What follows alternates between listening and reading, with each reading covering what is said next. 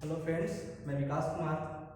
आपका dynamic coaching परिवार में हार्दिक स्वागत है। मैं आपको आज केमिस्ट्री पढ़ाने जाऊंगा और आपको पता है कि अभी लॉकडाउन चल रहा है और इसी क्रम में आपका सिलेबस बाधित ना हो, इसलिए मैं आपके सामने केमिस्ट्री के कुछ महत्वपूर्ण टॉपिक को क्लियर करूंगा। और आपको ये बात याद होगी कि मैंने आप लोगों को क्लास में संयोजन अभिक्रिया पढ़ाया नहीं था, बस उसके बारे में बता दिया था।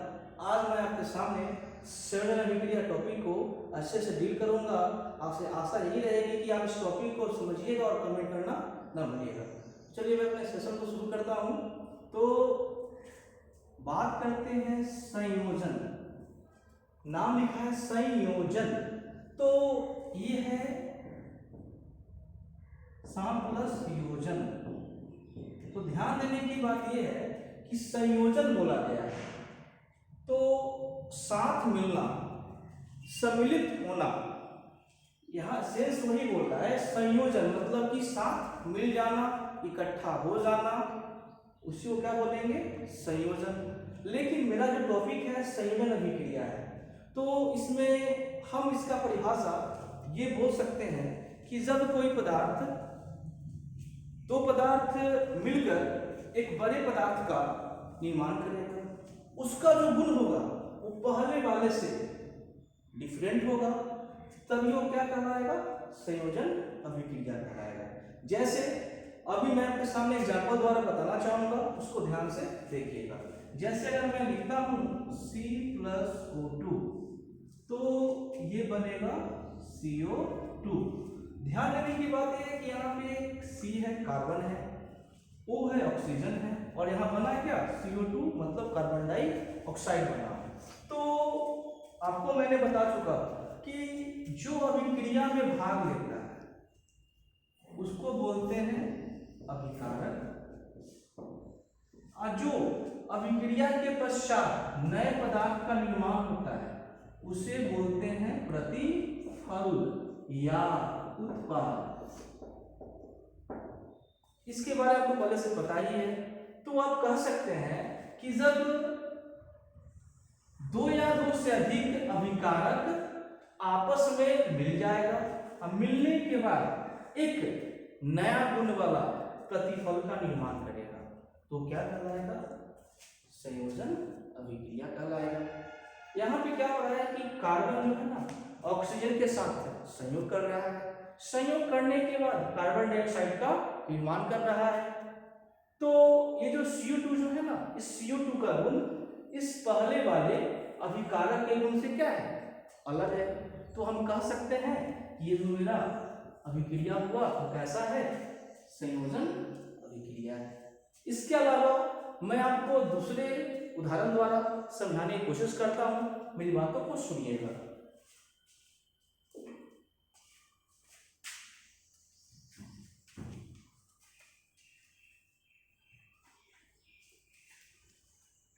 जैसे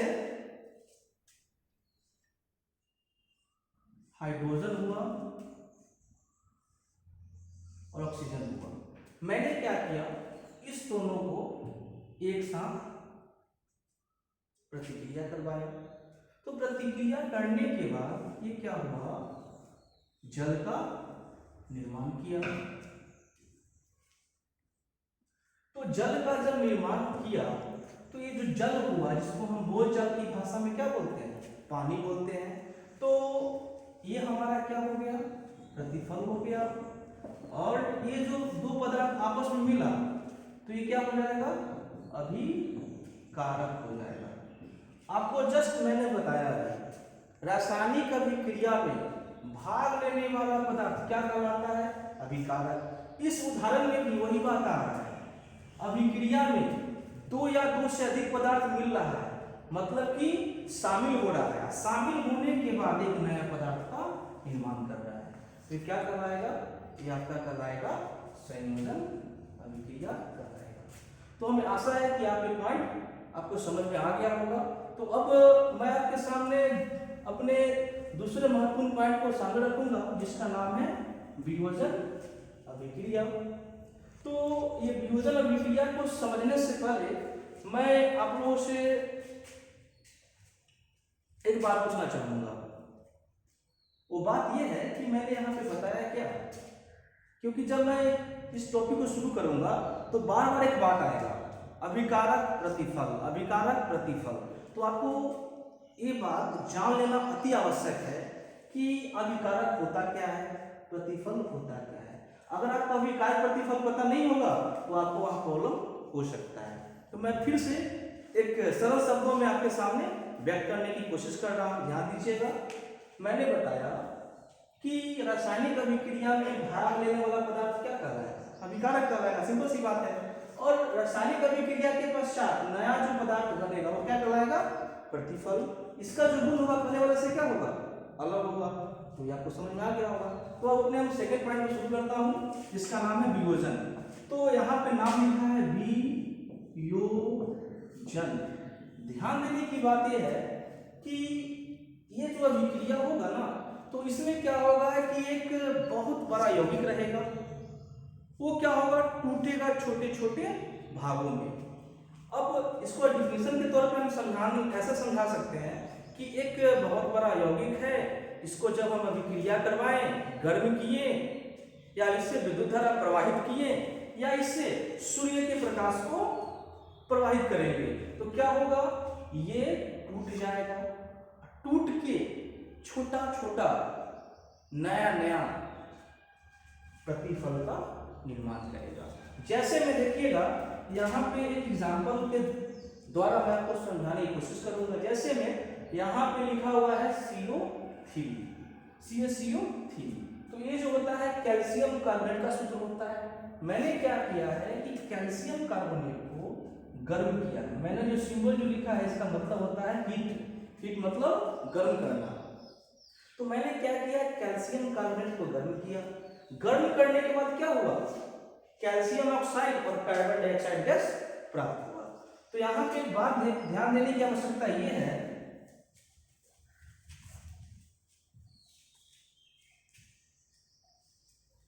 कि ये जो हमारा कैल्शियम कार्बोनेट है एक बड़ा यौगिक है। जब इससे हम क्या किए, हीट को प्रवाहित किए, उष्मा को प्रवाहित किए, तो प्रवाहित करने के बाद ये बड़ा यौगिक क्या हुआ, टूटकर दो छोटा छोटा तत्व का निर्माण करेगा, यौगिक का निर्माण करेगा, जिसको हम बोलते हैं प्रतिफल बोलते हैं। तो ये बात आपको समझ में आ गया होगा। ये जो लिखा हुआ है CaO, आपको पता होना चाहिए, इसको बोलते हैं कैल्शियम ऑक्साइड बोलते हैं।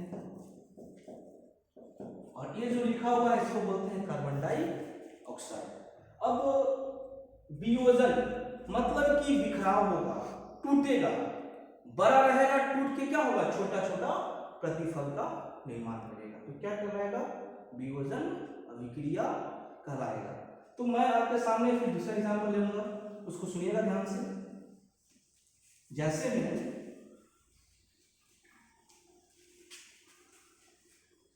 अगर हम लिखते हैं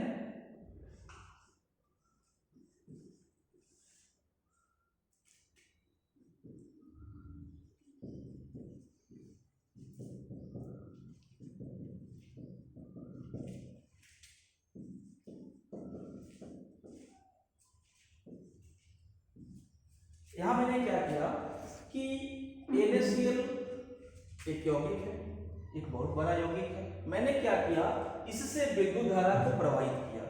विद्युत धारा को जब प्रवाहित किया तो प्रवाहित करने के बाद सोडियम और क्लोरीन हमें प्राप्त हुआ।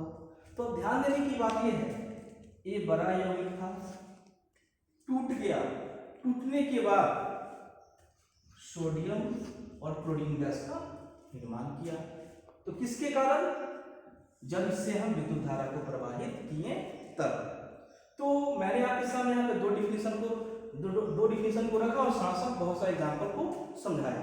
मैं अभी आपको वियोजन अभिक्रिया का सिंपल शब्दों में, साधारण शब्दों में परिभाषा दूंगा, उसको सुनिएगा ध्यान से। जैसे में वियोजन अभिक्रिया बोला गया तो हम बोलेंगे वैसा रासायनिक अभिक्रिया जिसमें कोई एकल यौगिक टूट जाएगा। किसके प्रभाव में? विद्युत धारा के प्रभाव में, उष्मा के प्रभाव में या सूर्य के प्रकाश के प्रभाव में टूट जाएगा। टूटने के बाद क्या करेगा? छोटा छोटा प्रतिफल का निर्माण करेगा। तो क्या कहलाएगा? वियोजन अभिक्रिया कहलाएगा। तो इस तरह से आपके सामने मैंने 2 पॉइंट को रखा और हमें आशा है कि आपको समझ में आया होगा। और आप लोग इस वीडियो को देखिएगा और देखने के बाद इसको लाइक और सब्सक्राइब करना नहीं भूलिएगा और अपने दोस्तों को शेयर करते रहिएगा। और हाँ, एक आवश्यक बात यह है कि मैंने जो अब ये पढ़ाया, जितना सारा पॉइंट 2 पॉइंट पढ़ाया, तो मैंने यहाँ कभी डिफिनेशन लिखा नहीं है। तो डिफिनेशन न लिखने का वजह यह है कि डिफिनेशन मैं लिखूंगा तो टाइम ज़्यादा होगा और मैंने आपके सामने एग्जाम्पल के द्वारा, उदाहरण के द्वारा इस पॉइंट को क्लियर कर चुका हूँ। तो इस दोनों पॉइंट का जो डिफिनेशन होगा उसको एक पीडीएफ फॉर्म में इस वीडियो के जस्ट नीचे एक लिंक आपको मिल जाएगा। वहां से आप क्या कीजिएगा? इसको डाउनलोडिंग कर लीजिएगा और उसको अपने फेयर कॉपी में एक अच्छे तरीके से नोट्स तैयार कर लीजिएगा। और वहां पे मैंने इस दोनों के बारे में अच्छे से लिखकर एग्जाम्पल द्वारा समझा चुका हूं और जब बाकी जो समस्या था मैंने आपके सामने यहाँ पे रख दिया है। धन्यवाद।